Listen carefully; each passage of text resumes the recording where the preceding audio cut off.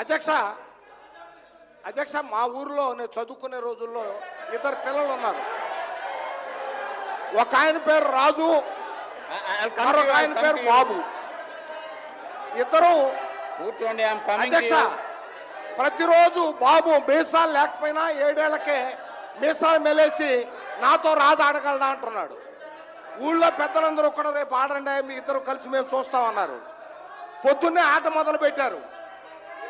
అధ్యక్ష బాబు గారు ఏమన్నాడంటే నేను ఎక్కడి నిల్చోవాలో నాకే అవకాశం ఇవ్వాలి ముందన్నారు. ఓకే అట్టగా నిల్చోమన్నారు. నేను తూర్పు తిరిగి నిల్చుంటా అన్నాడు. సరే నిల్చోమన్నాం. ఆట మొదలు పెట్టబోయేసరికి సూర్యకిరణాలు నా మీద పడుతున్నాయి, నేను ఆడనన్నాడు. సరేనా ఇటు రమ్మంటే నేను అటు నుంచి ఆడనన్నాడు. సాయంత్రం ఆడదామంటే సూర్యాస్తమైన తర్వాత మా అమ్మ అవుతుంది అంటాడు. ఇది ఎక్కడ పోవాలండి?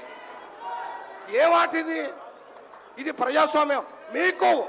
మీకు విషయం ఉంటే, మీ దగ్గర శక్తి ఉంటే ప్రభుత్వాన్ని నిలదీసేదానికి ప్రజాస్వామిక పద్ధతిలో ప్రయత్నం చేయండి.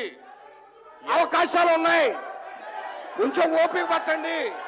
అంతేకాని సభని డిజార్డర్ లో పెట్టి అయ్యా ఆర్డర్లో లేదు, అయ్యా ఆర్డర్లో లేదు